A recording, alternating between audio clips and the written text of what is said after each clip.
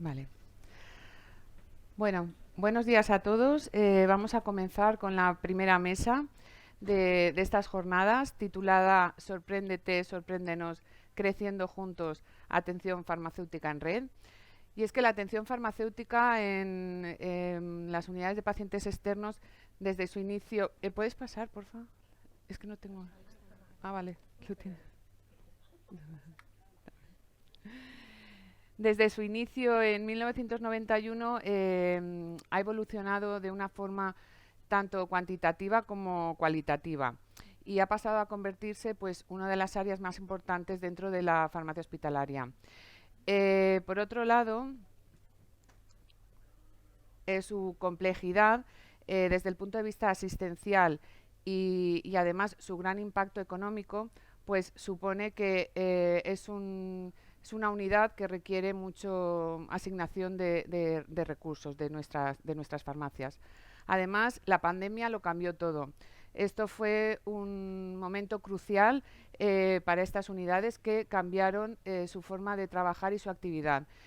Sin embargo, hay que decir que ya se vislumbraba que teníamos que cambiar ciertos modelos. Y por eso vamos a abordar en esta mesa estos nuevos retos, los nuevos modelos y también el futuro inmediato. Para ello contamos con una mesa excelente, un elenco espectacular de profesionales excelentes. Y bueno, en primer lugar, la doctora Asunción Albert nos va a hablar de la derivación entre UFPES, la nueva legislación acerca de este tema y su visión desde un hospital de alta complejidad. En segundo lugar, la doctora Esther Vicente nos va a compartir la coordinación, comunicación y confianza con la farmacia comunitaria. En tercer lugar, la doctora Claudia Colomer nos va a contar estrategias de optimización terapéutica y continuidad asistencial que no tienen por qué ser exclusivas de la UFPE, pero que se utilizan en la práctica habitual en la UFPE. Y en último lugar, tenemos aquí la voz del paciente. Bueno, pues un usuario de nuestras consultas a pacientes externos ha vivido el momento del cambio de presencial a telefarmacia y viene hoy a contarnos su experiencia. Ella es doña Beatriz Gómez Martínez. Y sin más, pues dejo paso a la doctora Asunción Albert. Pasas el... Sí, Yo creo perdón. que voy a bajar porque quería bueno, indicar algunas cosas aquí y será más fácil desde esta posición. Bueno, en primer lugar, muchas gracias a la Sociedad Valenciana de Farmacia Hospitalaria por invitarme a participar. Yo voy a hablar de derivación entre UFPES, cómo acercar la atención y cómo acercar los tratamientos a los pacientes. No sé si no pasa. ¿Está la presentación? Ah, perdón. Vale.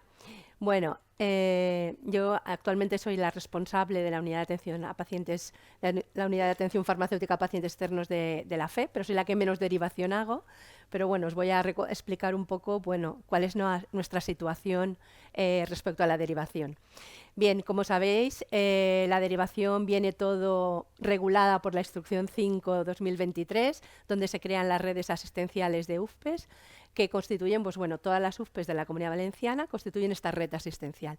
Y esto viene por la situación que se presenta aquí. Había una elevada concentración de pacientes en determinadas UFPES, eran dificultades para gestionar tanto la asistencia presencial como no presencial. Cada vez hay más pacientes crónicos, con enfermedades de evolución prolongada, procesos degenerativos, y además veníamos de la pandemia y teníamos toda la base de la telefarmacia, de la dispensación, del seguimiento telemático y de la entrega en proximidad.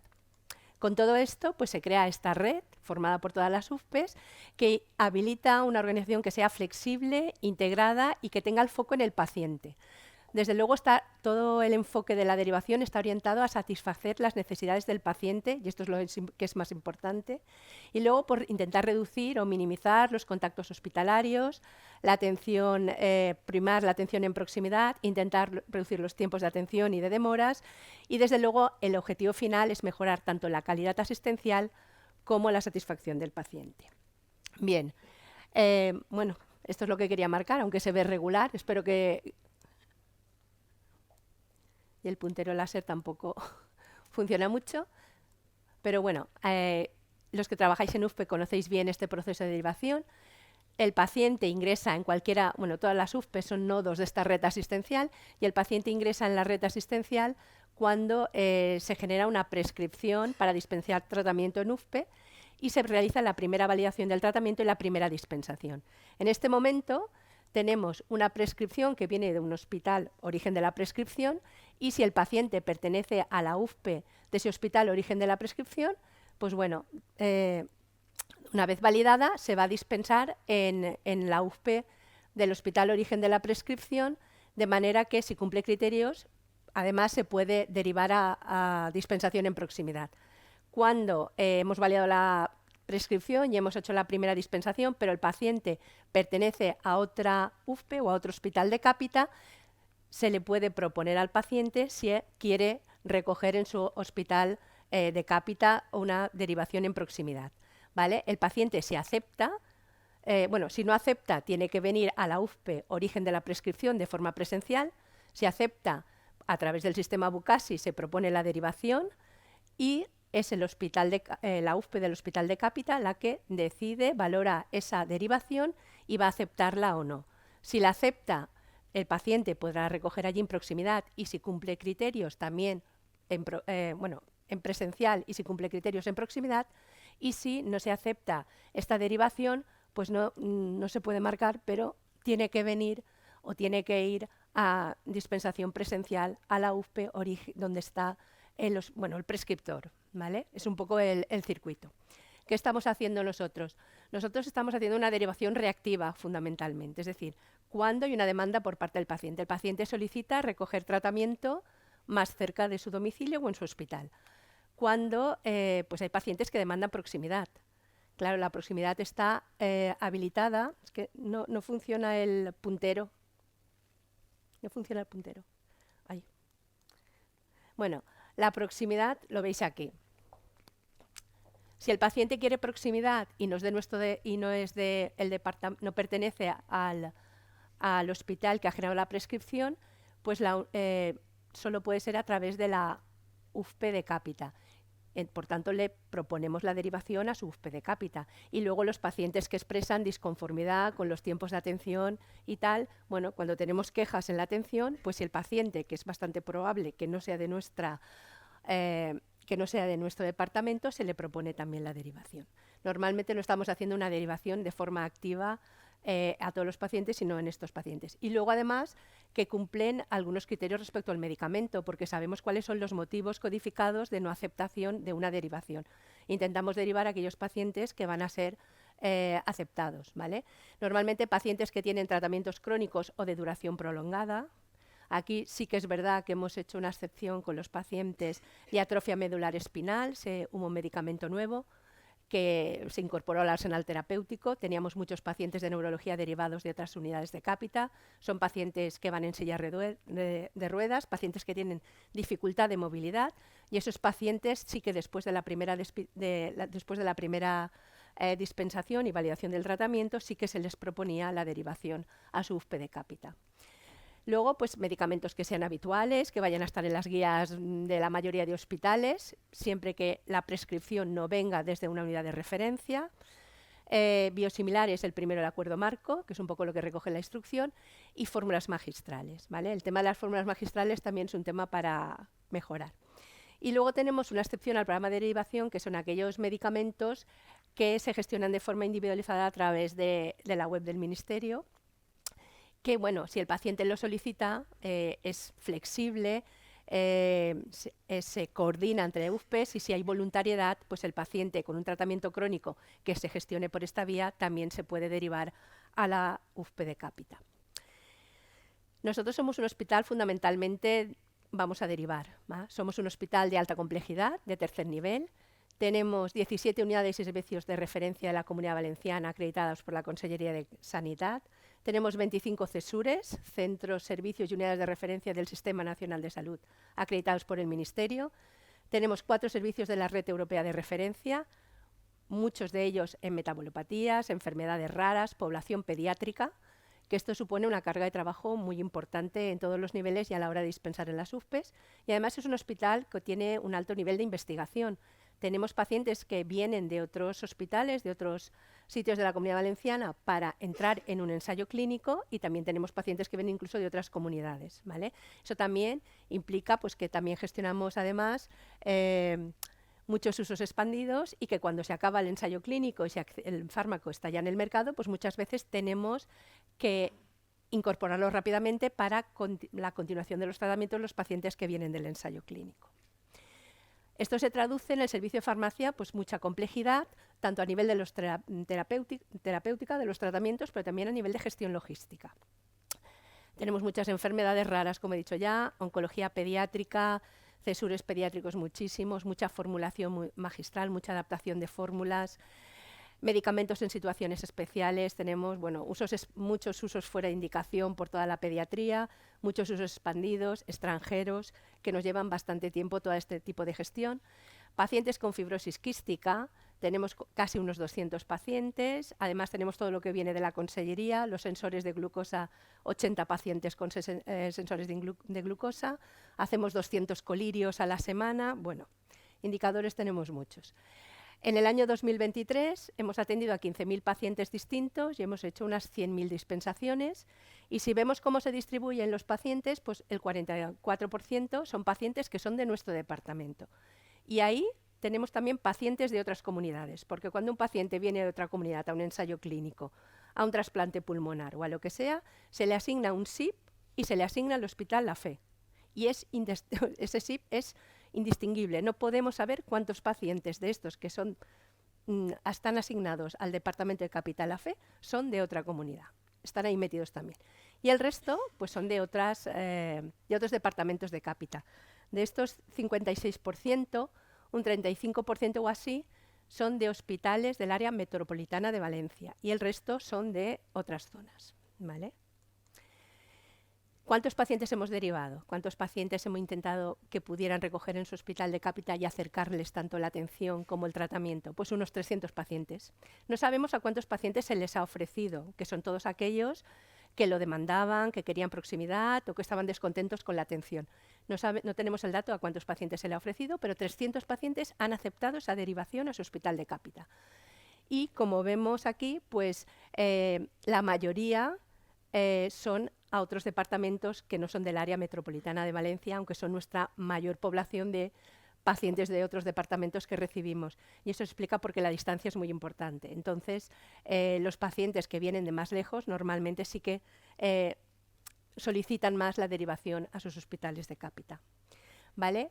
¿Y cuántos nos han aceptado? Pues un 70% de las derivaciones han sido aceptadas por las UFPEs de los hospitales de Capita, que es un buen dato. Y un 10% estaba pendiente en el momento del análisis. Si consideramos que también fueron positivos, pues entre el 70 y el 80% de los pacientes a los que los pacientes querían recoger y ser atendidos en sus UFPEs de hospitales de Capita, pues han sido aceptados por los hospitales. Yo creo que es un dato que es bueno. Y un 20% han sido rechazados. Aquí en este 20% también es verdad que hemos estado aprendiendo en la derivación y también hemos tenido errores de derivación. Y hay que decir que pues a lo mejor con la presión asistencial has derivado a un paciente que le habías hecho la última dispensación, tenía que renovar, que no he explicado el otro sistema que cada vez que un paciente tiene que renovar la receta, o pacientes, por ejemplo, que no llevarán el primer biosimilar, aunque se le suele decir al paciente, pero insisten que se derive. Es decir, tenemos también en esa parte de rechazo errores que hemos hecho durante la derivación, ¿vale? Y que, aunque lo identifiques, una vez hecha la derivación ya no se puede deshacer, ¿vale? Es decir, si has derivado a un paciente y te has dado cuenta que no era que la receta, bueno, pues eso, que la prescripción iba a caducar, pues ya está hecha la derivación y no hay vuelta atrás. No puedes deshacer lo hecho. La UFPE del otro hospital lo tiene que aceptarlo o rechazarlo, que es lo habitual, y queda también dentro de esos 20% de rechazos. Bueno, y esto lo quería marcar, pero no se va a ver. Aquí está el Hospital La Fe, esto es el área metropolitana de Valencia y la Horta Sud, que es lo que nos corresponde a nosotros, y es que nuestra área es toda la de arriba. O sea, los pacientes del Hospital La Fe son los que están más lejos del Hospital La Fe, casi. Toda esta zona de aquí corresponde a otros hospitales y y los pacientes casi de otros departamentos tienen más cerca la FE que nuestros propios pacientes. Nosotros no podemos derivar a los pacientes. Para hacer o sea, lo único que podemos es intentar hacer proximidad a los pacientes de nuestro departamento. ¿Por qué? Son los que tienen más difícil. Tenemos gente mayor y de la zona de Campanar aquí y desde Alcácer, que es el punto más lejos, hasta aquí hay 1 hora en transporte público, más la hora de atención en la UFPE más la hora de vuelta. Es decir, que nosotros también queremos que nuestros pacientes de nuestro departamento podemos acercarles la medicación y darles una atención de calidad. Digo porque eso también justifica que la mayor parte de los pacientes que acepten la derivación sean pacientes que vienen de lejos, ¿vale? Bien, y también nos han derivado pacientes, pocos hay, pero también 23 pacientes nos han derivado a nosotros, igual, un 70% los hemos aceptado, un 20% estábamos pendiente, pues bueno, lo mismo, un 70, un 90% de aceptación y un 10% de rechazo, ¿vale? Aquí también es verdad que estamos aprendiendo todos, estamos en la curva de aprendizaje y muchas veces se derivan pacientes que no siguen este circuito, ¿no? Que son pacientes que ni en la prescripción origen ni en el hospital de Cápitas la FE, puede ser un trabajador que ahora está en la FE puntualmente, y esta no es la vía de derivación. La vía de derivación es a través de admisión y solicitar atención en una consulta externa del hospital, en este caso la UFPE, como cualquier paciente, como cualquier persona que esté trabajando en el hospital la FE. Si vemos un poco los motivos de no aceptación, tenemos codificados que vienen establecidos en la instrucción 523, que son 1/3 de todos. Todos los motivos de rechazo, 1/3 son codificados. La mayoría medicamentos no incluidos en la guía y prescripción que no procede de una unidad de referencia. No todas las unidades nuestras son de referencia. Y bueno, y también el tema de los biosimilares. Nosotros tenemos distintas subcomisiones de inmunomediadas y cada una, bueno, pues ha ido adaptando y el cambio ha sido progresivo. ¿Qué propuestas de mejora vemos aquí? Pues el medicamento no incluido, yo creo que hay que matizar. No es lo mismo un medicamento no incluido porque se haya evaluado a la Comisión de Farmacia y se haya decidido no incluirlo porque hay otras alternativas, que si no se ha incluido porque es un medicamento que se acaba de comercializar, el paciente sale del ensayo clínico y tiene que continuar la medicación. Yo creo que hay que matizar estas cosas porque de cara al paciente no es lo mismo. Y luego, pues mucha educación en tema de biosimilares, en nuestro caso, tanto a los profesionales sanitarios y también al paciente. Bien, la mayoría de motivos son texto libre, no codificados, ¿vale? Un 70%. Sobre todo error en la asignación del departamento, esos son también errores que comentaba al principio. A veces al ir a derivar aparecen 2 hospitales o muy parecidos, o por ejemplo con el hospital de Alicante, que es Balmis ahora y antes no, pues ahí hemos tenido algún error, y aunque lo identifiques ya no puedes dar marcha atrás. No disponibilidad del medicamento y los errores de derivación que hemos comentado. Ahí, pues como propuestas de mejora, pensando en que el paciente pueda recoger y ser atendido en la UFPE de Cápita, pues sería depurar un poco el tema de los listados de hospitales que hay, mejorar la coordinación inicial para esos tratamientos, que es un paciente que viene de un ensayo clínico y va a continuar, o un uso expandido que acaba de comercializarse, y luego la posibilidad del sistema de deshacer esa derivación que no ha estado correctamente hecha. Aspectos positivos. Los pacientes que, bueno, desde luego desde el punto del paciente es bueno y cada vez que renuevan la receta nos piden rápidamente que volvamos a derivar a su hospital de Cápita y a la UFPE. Evita desplazamientos, evita tiempos, costes y el tiempo del paciente es muy importante. Además, les permite dispensación en proximidad si cumplen los criterios y mejora la satisfacción en la atención del paciente. Y para los pacientes del departamento origen de la prescripción, pues nos ha permitido empezar la proximidad. No tenemos todavía 300 pacientes como son los que hemos derivado. La proximidad también es compleja, pero bueno, nos ha permitido acercar también ese tratamiento a los pacientes de nuestro departamento. Y tiene ventajas, bueno, las que conocemos ya, de sostenibilidad ambiental, reducción de la huella de carbono y tal. Bien, con nuestra experiencia, que somos un hospital bastante derivador, un 40% de los pacientes que se han derivado los hemos derivado desde el Hospital La Fe, pues tenemos algunas propuestas para ver si podemos esos pacientes o esos casos que no se han aceptado, poder mejorarlos y que los pacientes realmente no tengan que desplazarse a nuestra UFPE a recoger la medicación. Primero, pues eso, las continuaciones de tratamiento. Cada vez que hay una renovación de la prescripción, el paciente vuelve a ingresar en la red UFPE y el hospital donde se genera la prescripción tiene que volver a validar y dispensar ese tratamiento. Que bueno, si no hay cambios y es una continuación de tratamiento, pues también podría ser ágil seguir continuando bueno, cuando es una continuación sin cambios, pues lo lógico es que se pudiera validar y recoger la primera dispensación desde el hospital de Cápita.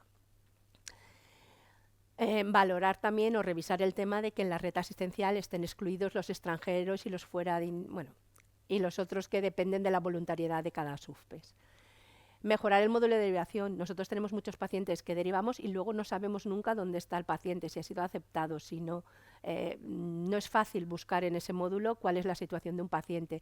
Muchas veces el paciente nos vuelve a llamar para saber si está derivado y está aceptado o no.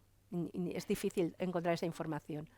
El tema de las fórmulas magistrales. Nosotros somos de referencia de pediatría y tenemos muchas fórmulas magistrales. Nos hemos encontrado que tenemos variabilidad, que no están estandarizadas, que no preparamos las mismas concentraciones, que a veces unas fórmulas que nosotros preparamos se pueden conservar o tienen periodo de validez de temperatura ambiente y en otro hospital lo preparan como termolábil. Pues eso hace que pues, un paciente pueda decir seguir viniendo a recoger en la FE, simplemente por eso, porque le es más cómodo cuando sale con su hija no tener que llevarse una nevera con la fórmula magistral. Bueno, pues es una cosa que deberíamos pensar como red asistencial. Desde luego creo fundamental el acceso a la historia clínica y que haya un directorio de profesionales para poder comunicarse. La historia clínica debería estar disponible para todas de forma ágil. La historia clínica es del sistema y del paciente y debería estar abierta para todos y poderla consultar. Y luego, pues bueno, tener indicadores para ver un poco cómo estamos yendo y ver qué podemos mejorar. Porque lo que vamos es que se está externalizando toda la atención al paciente. Muchos tratamientos que eran de hospital de día, inmunoglobulinas, infliximab, tocilizumab, todo eso intravenoso está pasando a subcutáneo y cada vez va a ser más. Los pacientes van a ser cada vez más, tenemos nuevas indicaciones, pues en adyuvancia, osimertinib, abemaciclib, muchas nuevas indicaciones, nuevas patologías que nos llegan. El otro día en la Comisión de Farmacia valoramos voclosporina para la nefritis lupídica, que es una patología que actualmente tiene un tratamiento en atención primaria y que va en determinados casos a venir a los hospitales otra vez, a la especializada. Nuevos fármacos sin parar, todos los que se evalúan en la Comisión de Farmacia, casi en un 80% van a venir a la UFPE, antifúngicos nuevos, antineoplásicos orales. El seguimiento telemático y la atención telemática están ahí y se han quedado, es decir, los médicos cada vez tienen más consultas no presenciales, además se hacen los análisis más cerca del paciente, las pruebas también se intentan descentralizar. Tenemos lo que decía antes Kino, los PRONS y los PREMS, que están recogidos y que no tiene que recogerse un servicio u otro, son del sistema sanitario y tendrían que estar en la historia del paciente para todos los profesionales. Y luego estamos descentralizando pruebas, asistencia y se está empezando a hablar de trabajo en red asistencial. Y ahí tenemos que estar también, bueno, tenemos que mejorar también esta manera de trabajar, porque se está intentando siempre reducir lo que es la presencialidad en los hospitales. Así que como conclusiones, bueno, el programa de derivación es una oportunidad para los pacientes, para humanizar la atención, para mejorarles la atención y facilitar la dispensación en proximidad. Desde el punto de vista del paciente presenta perspectivas importantes, bueno, es beneficios importantes desde su perspectiva, siempre nos vuelven que los volvamos a derivar a su hospital de Cápita. Existe oportunidad de mejora, ya hemos visto algunas cosas que se podían mejorar. Los indicadores son muy importantes para analizar cómo está funcionando y dónde podemos mejorar, poniendo el foco siempre en el paciente. Y luego yo creo que, hay una diapositiva que se me ha pasado, que todo esto lo que hace también es que nos obliga a pensar en las UFPEs como las tenemos estructuradas. Las UFPEs, como se suele decir, son estructuras y que surgieron en el siglo pasado, en una situación y en un contexto dado. En este momento tenemos muchas áreas de conocimiento distintas dentro de las UFPEs. Tenemos que ver al paciente de forma transversal y no según dónde estés, ingresado y tal. Y es necesario no solo rediseñar las UFPEs, sino también pensar en eso para los servicios de farmacia, porque va a venir, bueno, como hemos visto antes, nuevos fármacos, nuevas necesidades van a ir creciendo siempre. Bueno, muchas gracias.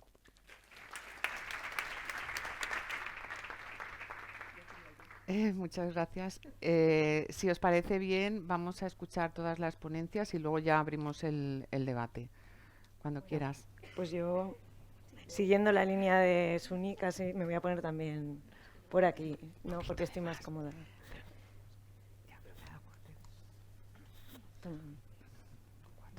Bueno, en primer lugar, agradecer a la Sociedad Valenciana de Farmacia Hospitalaria la invitación y agradecer también a Amparo que haya contado conmigo en esta mesa. Es el verde, ¿no?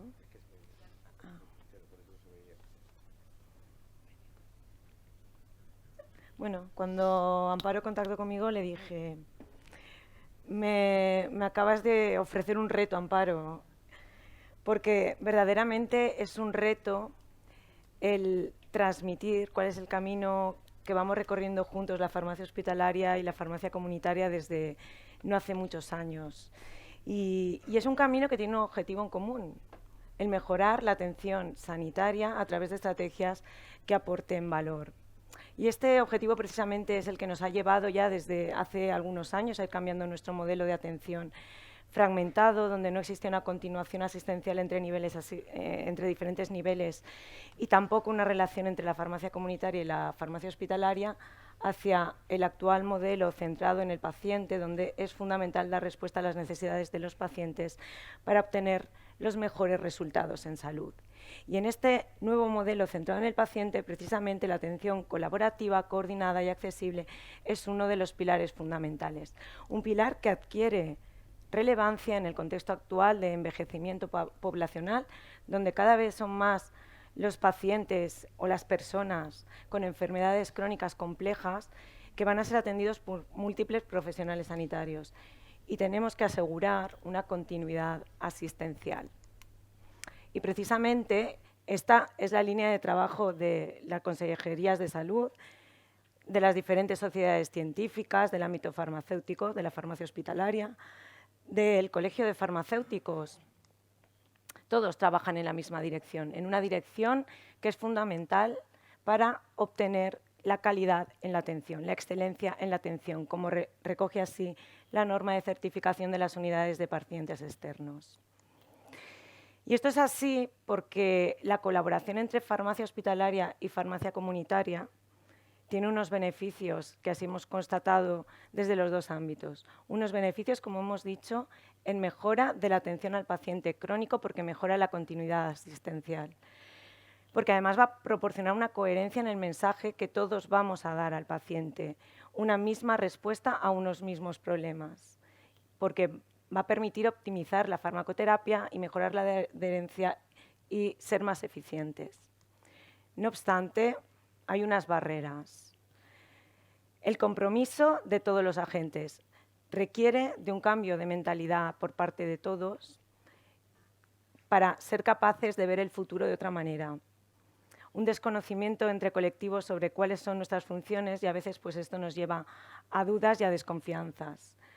Requiere, por supuesto, de sinergias entre las organizaciones y de apoyo de las administraciones para generar alianzas, generar proyectos y para desarrollar los sistemas de información compartidos.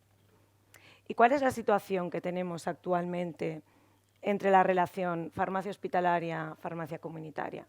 Pues bueno, si tenemos en cuenta los resultados de la encuesta de situación de las unidades de pacientes externos, que fue llevada a cabo en dos periodos diferentes, en el 2016 y en el 2021, por 41 centros hospitalarios de todo el territorio nacional, observamos que esta colaboración sigue una evolución positiva. Misma evolución que sigue aquí en la Comunidad Valenciana, incluso con resultados mucho mejores. Y todo esto ha generado ya experiencias de éxito a nivel nacional y experiencias de éxito en nuestra comunidad. El proyecto de investigación Concilia, llevado a cabo ya en 2016 y posteriormente en 2019, donde ya más de 600 pacientes han podido beneficiarse de la conciliación de medicación al alta. El proyecto Juntos, que asegura la continuidad en pacientes trasplantados de órgano sólido. El proyecto Telémaco, que evalúa un modelo coordinado entre la farmacia comunitaria y la farmacia hospitalaria, con 19 ya centros en todo el territorio nacional incluidos. Y no voy a hablar de proyecto porque esto ya es una prestación. La prestación que ha supuesto un antes y un después en la relación entre farmacia comunitaria y farmacia hospitalaria. La dispensación en proximidad.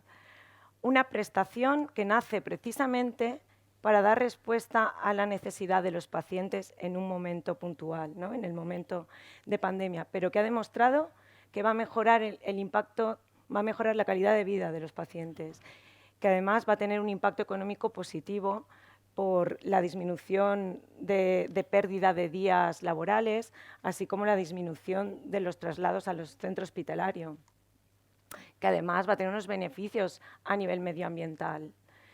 Y a nivel de nuestras UFPEs nos va a permitir tener una actividad programada y, por tanto, optimizar mucho mejor los recursos. Y, de hecho, si además el modelo incluye esta colaboración con la farmacia comunitaria, nos va a permitir asegurar la trazabilidad del medicamento. El medicamento siempre está en el canal farmacéutico hasta la entrega al paciente. Pero todos tenemos que tener claro, farmacia comunitaria y farmacia hospitalaria, que este es un modelo para determinados pacientes. No somos los únicos, ya hay otras comunidades autónomas que tienen modelos de dispensación a través de oficina de farmacia, pero sí es cierto que nosotros desde el año 2021 ya tenemos un apoyo de nuestra Consejería de Sanidad. Y tenemos un modelo consolidado, el modelo ya que todos conocemos, ¿no? y en donde hay una colaboración entre Colegio de Farmacéuticos, Servicio de Farmacia Hospitalaria, Servicio de Farmacia Comunitaria y distribuidores farmacéuticos. Un modelo en el que el medicamento transita desde el servicio de farmacia hospitalario hasta la farmacia comunitaria a través de un distribuidor farmacéutico y todo ello coordinado por un servicio de farmacia.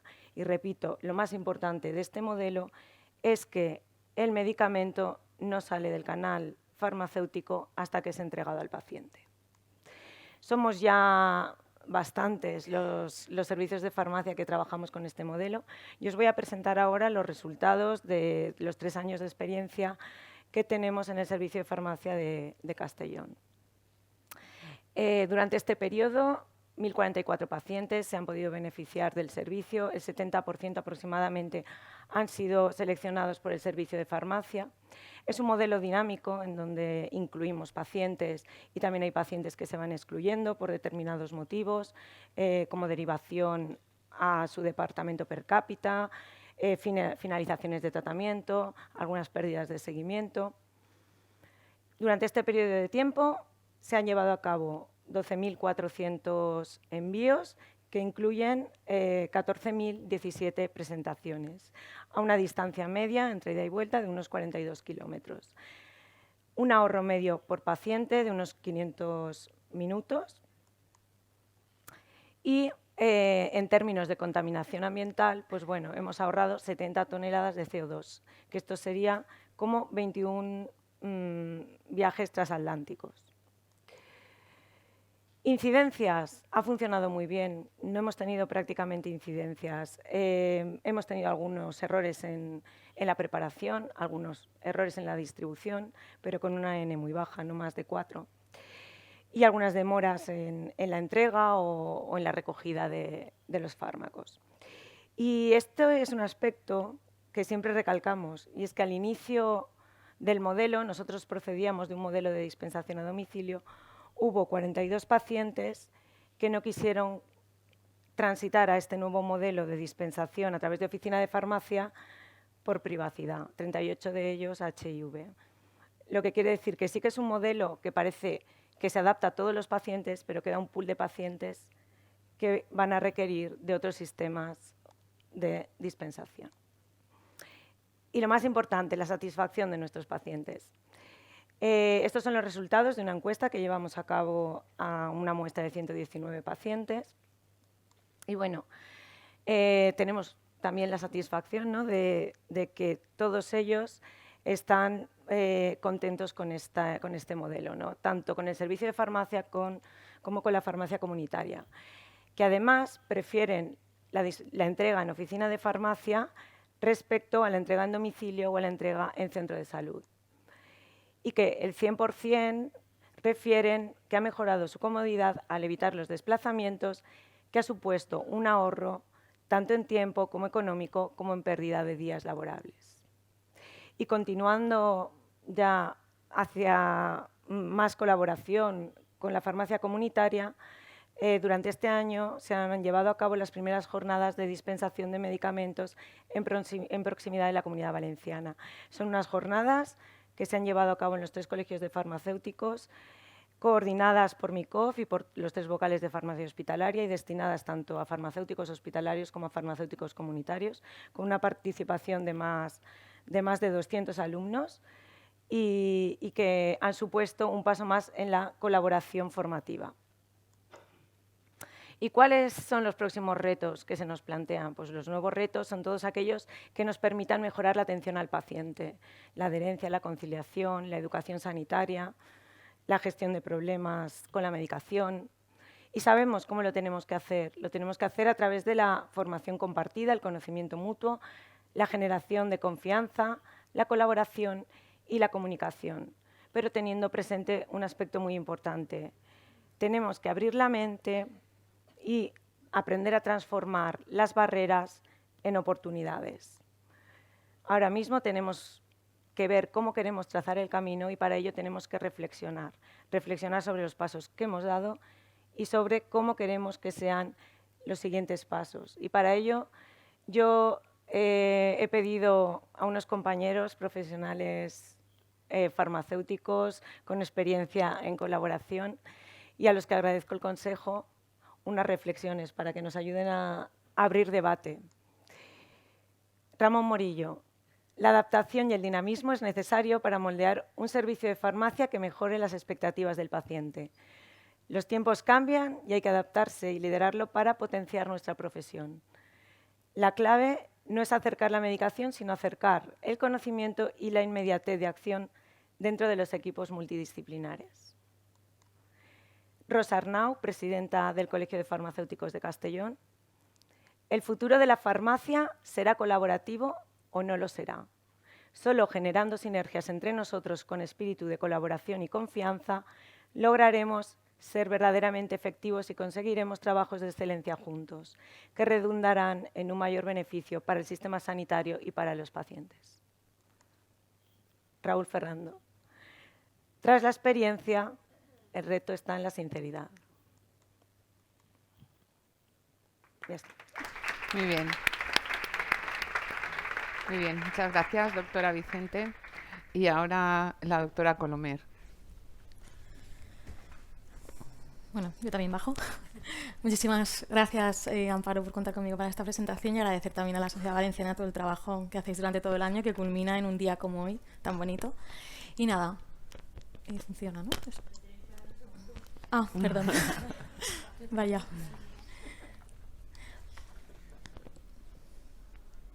Bueno, pues creo que introduzco mi ponencia.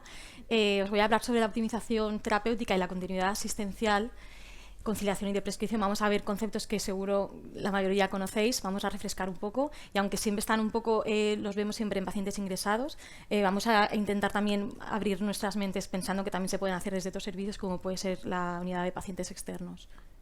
¿Ya? Vale. Pues nada, en primer lugar, como sabéis todos, estamos ante un reto que es el envejecimiento de la población. La esperanza de vida, según los datos del Instituto Nacional de Salud, no hace más que aumentar. La proyección para 2070 hace que también aumente unos cuantos años más. En el 2050 se estima que de un 10% que actualmente estamos, un 20% que actualmente estamos de porcentaje de pacientes que tienen más de 65, la proyección indica que en los próximos 25 años ese porcentaje va a aumentar en un 10% y serán el 30% de la población. Esta mayor esperanza de vida conlleva un envejecimiento de la población y un aumento de la prevalencia de enfermedades crónicas. Entonces, la polifarmacia se ha visto tradicionalmente como un concepto cuantitativo. Hablaríamos de polifarmacia moderada si el paciente toma más de 5 medicamentos durante 3-6 meses, tampoco hay un consenso exacto, y una polifarmacia excesiva cuando los fármacos son más de 10. Y últimamente pues, se está prefiriendo también abrir a una dimensión cualitativa de cuando la polifarmacia es apropiada o inapropiada.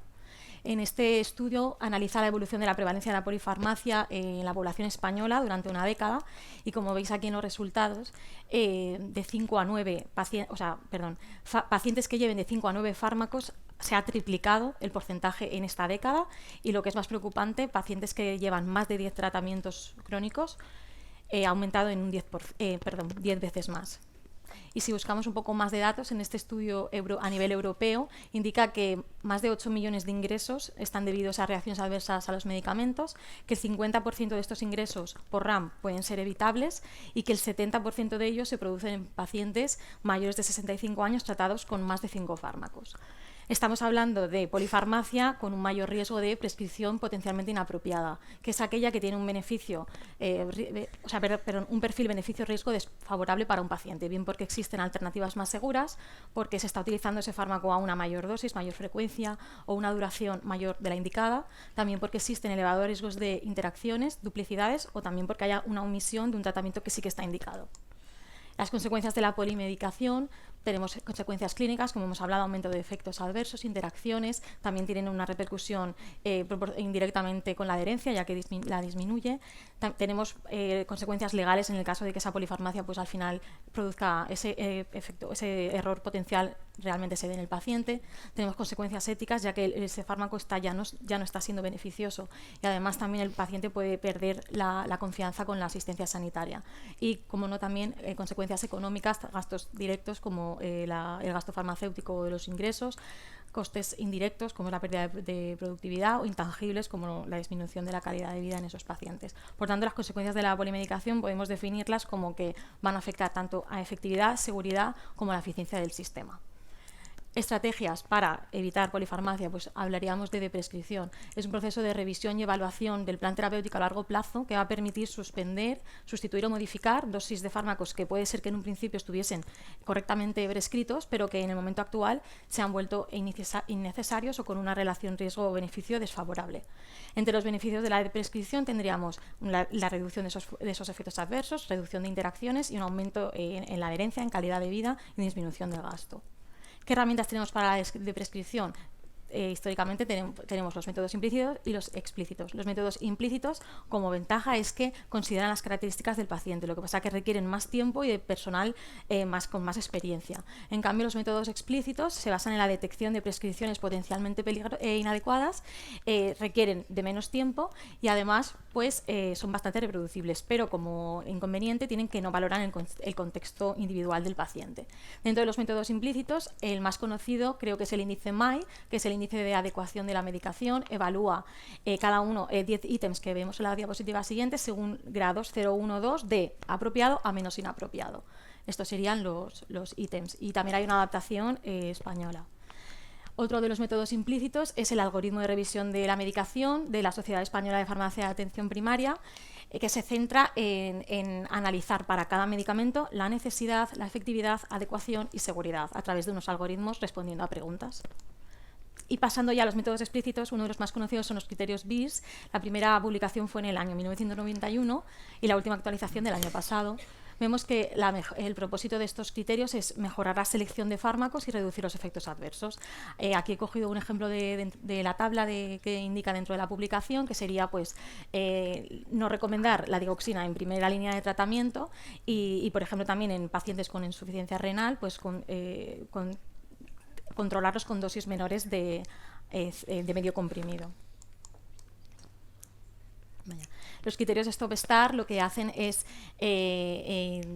recoger una serie de criterios de stop de medicación, 133, y otros de inicio de fármaco cuando hay una omisión de un medicamento indicado.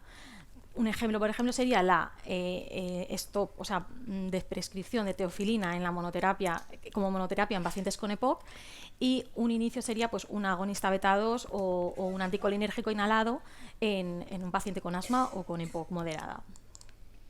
Los criterios LES-Kroll son españoles, de un grupo de farmacéuticos españoles. Se basan en 27 criterios que agrupan a los fármacos en 7 grupos farmacoterapéuticos. Y como novedad, hacen una indicación de monitorización tras la retirada, que es algo importante. Aquí, por ejemplo, vemos los alfa-1 adrenérgicos usados, los bloqueantes usados para la hiperplasia prostática benigna, pues que en pacientes asintomáticos o con síntomas que no afectan a su calidad de vida, considerarla de prescripción y, como hemos visto, pues hacer un seguimiento a los 2 meses.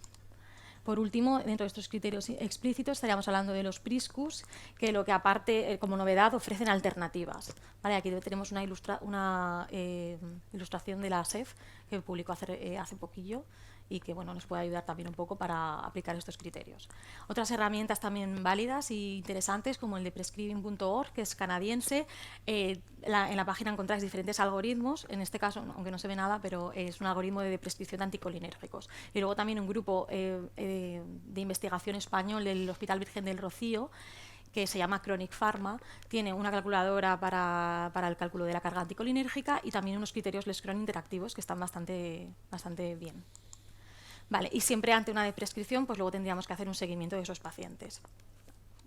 Pasando al tema de optimización terapéutica, como sabéis, pues han habido diferentes planes estratégicos a nivel mundial, como el de medicación sin daño de la OMS, a nivel europeo, también estrategia para el abordaje de la cronicidad del Sistema Nacional de Salud y a nivel autonómico como la guía para la adecuación de prescripciones en pacientes mayores polimedicados.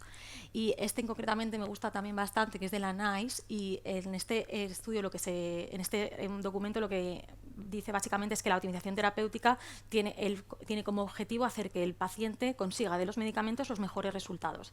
Y para ello se basa en 4 principios. La elección de medicamentos debe estar basada en la evidencia, hay que comprender la experiencia del paciente, hacer que la optimización de los medicamentos sea una práctica clínica habitual y garantizar el uso seguro de los medicamentos. Uy, no se ve nada esta, pero bueno. Dentro de las estrategias de optimización terapéutica tendríamos estrategias individuales y estrategias de intervención a nivel poblacional. Empezando por las poblacionales, al final lo que se trata es sensibilizar a los profesionales sobre el problema que existe, localizar a los pacientes susceptibles de estos cambios y ayudar a determinar qué fármacos y en qué circunstancias podrían prescribirse. Dentro del programa de optimización e integración terapéutica de la Consellería de Sanidad se han desarrollado varias herramientas en el módulo MPRE, como seguramente hayáis visto, como es la alerta ante prescripción potencialmente inadecuada, el cálculo de la tasa de adherencia o la detección de fármacos con elevada carga anticolinérgica. Como por ejemplo en este caso, que encontramos una prescripción de una paciente que lleva diazepam y amitriptilina, saldría una alerta para valorar de prescripción o cambio con unas alternativas más seguras. Dentro de la optimización de la farmacoterapia a nivel individual estaríamos hablando de volver a aplicar esos criterios implícitos que hemos visto antes, una revisión exhaustiva de la medicación, evaluación del tratamiento global, detección de problemas y propuestas de intervenciones con el objetivo de optimizar el tratamiento del paciente. ¿En qué pacientes quizás son más interesantes realizar estas optimizaciones? Pues como hemos visto en pacientes mayores, porque normalmente estos pacientes suelen quedar excluidos de los ensayos clínicos y la evidencia en la que se basan las guías clínicas actuales procede de estudios en personas más jóvenes y con menos comorbilidades, utilizando un modelo más de enfermedad única. Por tanto, en estos pacientes sería interesante establecer este tipo de estrategias. Y además, pues como estamos viviendo en el día actual, introducción de nuevos fármacos biológicos, anticuerpos monoclonales, otras moléculas como los inhibidores de la JAK, al final lo que se debería hacer es una evaluación individual de ese paciente, encontrar la evidencia que haya disponible en ese momento publicada en este grupo de pacientes y también un poco pues estudios de extensión a largo plazo para ver las consecuencias realmente de estos fármacos en pacientes que estén tratados pues durante 20 o más años. Y simplemente comentaros pues a nivel de enfermedades reumatológicas, como por ejemplo la artritis reumatoide, sí que existen bastantes estudios observacionales y algunos ensayos clínicos de pocos pacientes en que estudian la reducción de dosis, incluso ventanas libres de tratamiento o de prescripción. Y también en enfermedad inflamatoria intestinal. Por último, ya pasando al último tema del que quería comentaros, la conciliación es el proceso de revisión de todos los medicamentos que un paciente tiene prescrito para resolver posibles discrepancias, duplicidades, omisiones e interacciones en cada una de las transiciones asistenciales para garantizar esa continuidad que siempre estamos buscando. Los errores cometidos en esta fase pues se denominan errores de conciliación y vemos cómo son bastante importantes, ya que este estudio español del 2017, más del 80% de pacientes presentan errores de conciliación al ingreso y un 60% al alta.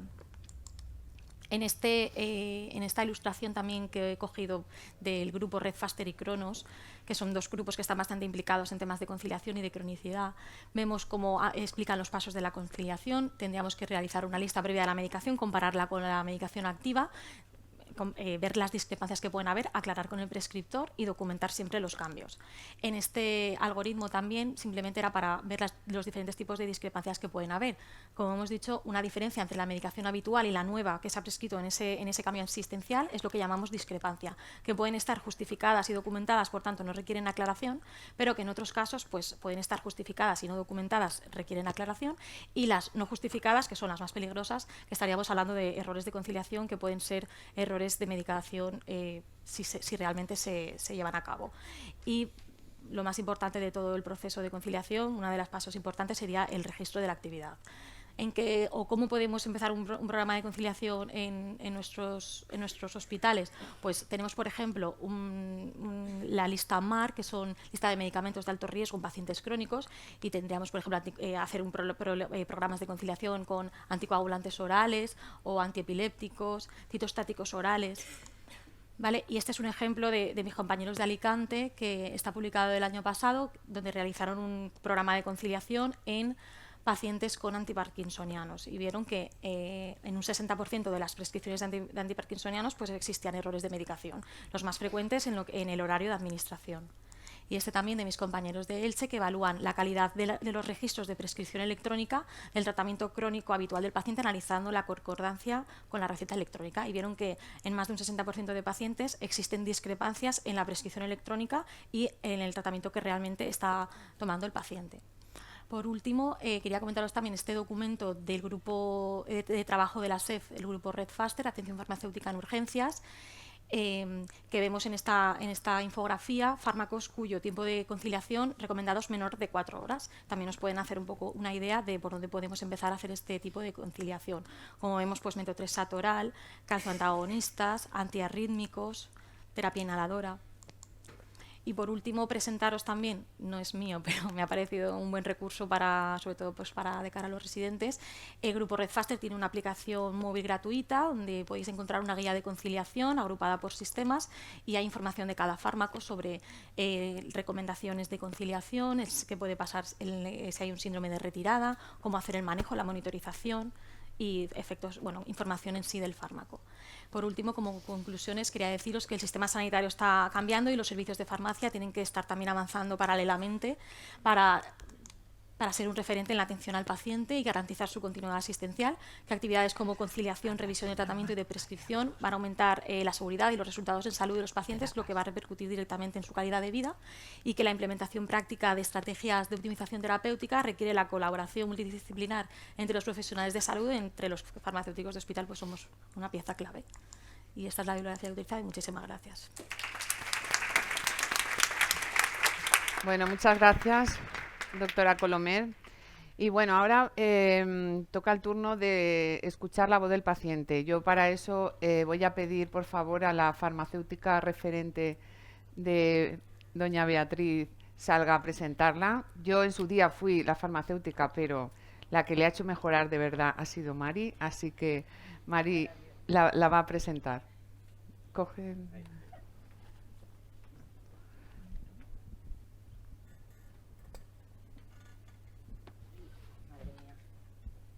¿Está encendido? ¿Sí? ¿Se me oye? Sí, no. Bueno, buenos días a todos. Yo simplemente quería poner un poco en situación, poneros un poco en situación a los que no me hayáis escuchado sobre los modelos de telefarmacia que tenemos en el Hospital de San Juan.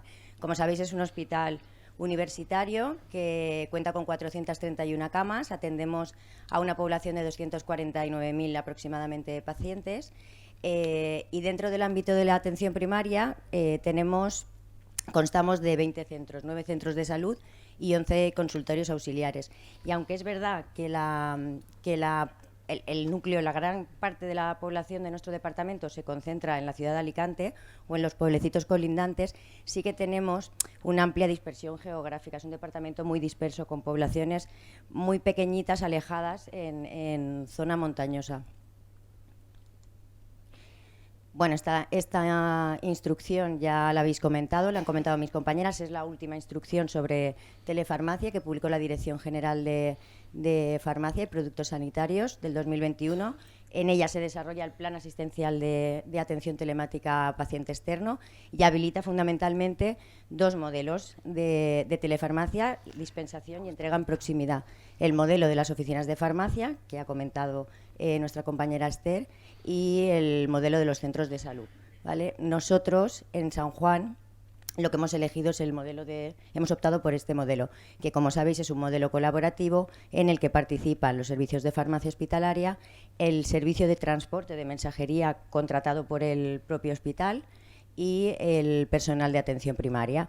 En este modelo el medicamento viaja desde el servicio de farmacia al centro de salud, como he comentado, haciendo uso del servicio de mensajería, valija interna, y bueno, precisamente haciendo uso de rutas previamente preestablecidas, que no suponen un coste adicional. Una vez el medicamento llega al centro de salud, es el personal del centro de salud el que entrega el medicamento al paciente y, bueno, pues en situaciones de vulnerabilidad, es el mismo personal del centro de salud acerca la medicación puede acercar la medicación al domicilio del paciente. Pero bueno, como sabéis, en nuestras UPEs atendemos a muchos pacientes con necesidades diferentes y distintas situaciones, y por ello este modelo de centros de salud coexiste con otro modelo, pues con el fin o con el objetivo de ofrecer una mayor flexibilidad y adaptarnos a todas las situaciones. Y este otro modelo es lo que conocemos como punto ágil de entrega de medicamentos, que Beatriz conoce muy bien. O que lo que coloquialmente todos conocemos como la ventanilla de telefarmacia. Entonces, ¿en qué consiste? Lo que hicimos lo instalamos justo cuando acabó la pandemia, el estado de alarma, y retiraron los recursos para envío a domicilio, ¿no? Consellería nos retiró los recursos y bueno, nos dimos cuenta que no podíamos volver atrás y a esas aglomeraciones en la sala de espera. Entonces, aprovechando la infraestructura de nuestra UFPE, nuestras fachadas dan al exterior, pues lo que hicimos fue abrir esta ventanilla de telefarmacia. El paciente, cuando tiene el día de su cita, lo que hace es acudir a esta ventanilla, no tiene que entrar al hospital, el paquete de su medicación está previamente preparado, pasa por la ventanilla, además tenemos horario ampliado, recoge el medicamento y nada, son 5 minutos. Para que el paquete esté preparado, eso sí que es muy importante, hacemos mucho hincapié en que les llamamos previamente, 1 o 2 días antes de su cita, les hacemos una llamada, es decir, hacemos el seguimiento telemático.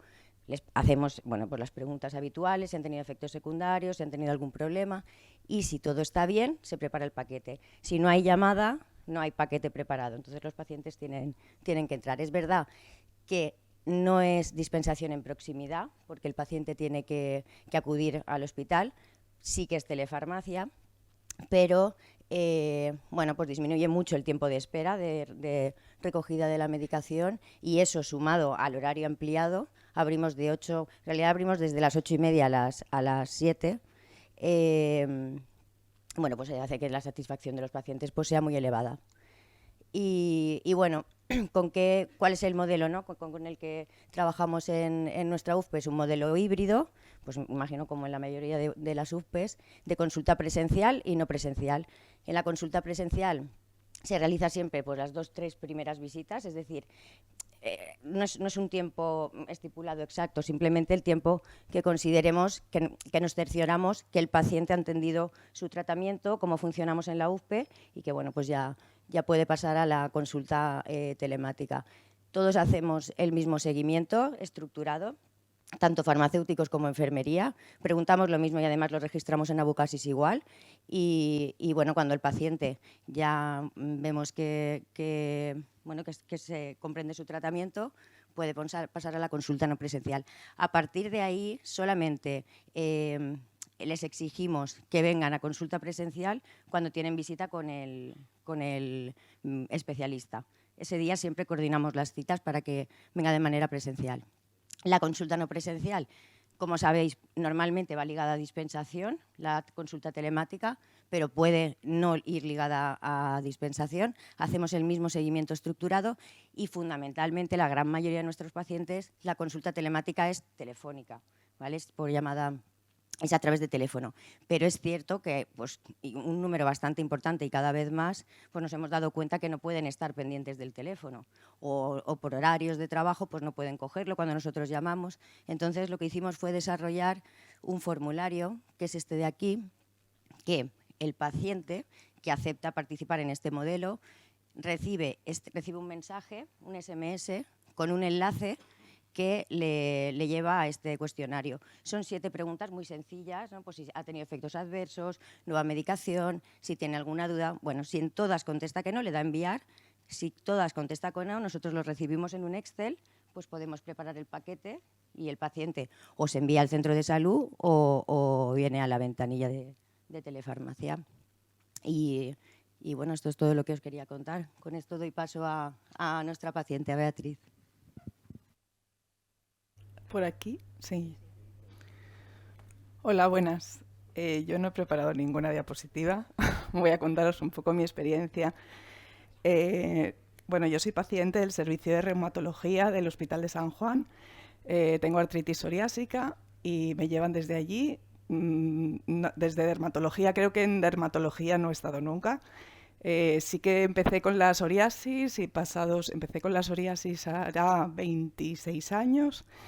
Y con la artritis psoriásica, pues unos 20, más o menos. Empecé con otra medicación que no era medicación biológica, que es lo que actualmente estoy en ese tratamiento. Y pues empecé con la medicación biológica en el 2016 aproximadamente, en el 2016 aproximadamente, empecé con la medicación biológica en la farmacia del Hospital de San Juan. ¿Qué experiencia tuve cuando empecé a recoger la medicación? Pues la verdad que no muy buena. ¿Vale? Yo iba a la farmacia, te daban un día de cita, pero sin hora. ¿Vale? La farmacia pues no dan horas, eso parece una ventaja, porque bueno, la farmacia estaba abierta de 8:30 a 2:30. Bueno, yo trabajo, mi medicación es fría, o sea, tengo que dejarla en la nevera, y entonces, bueno, pues eso me hacía pues o ir a primera hora de la mañana y volver a mi casa a dejar la medicación, o ir a última hora al salir del trabajo, ir a última hora y a recoger la medicación para ya volverme a casa a dejar la medicación. Bueno, llega la pandemia.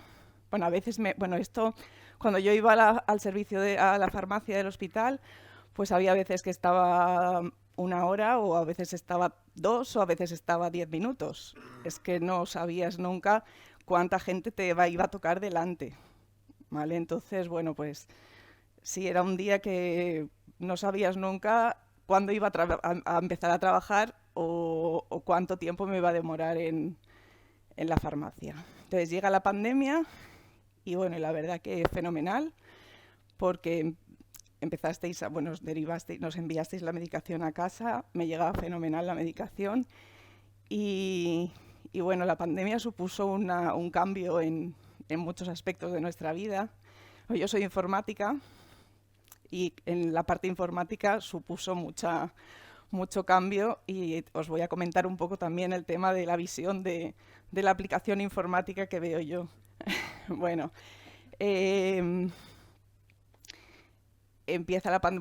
finaliza la pandemia y, como han comentado ellos, nos ofrecen el servicio de telefarmacia.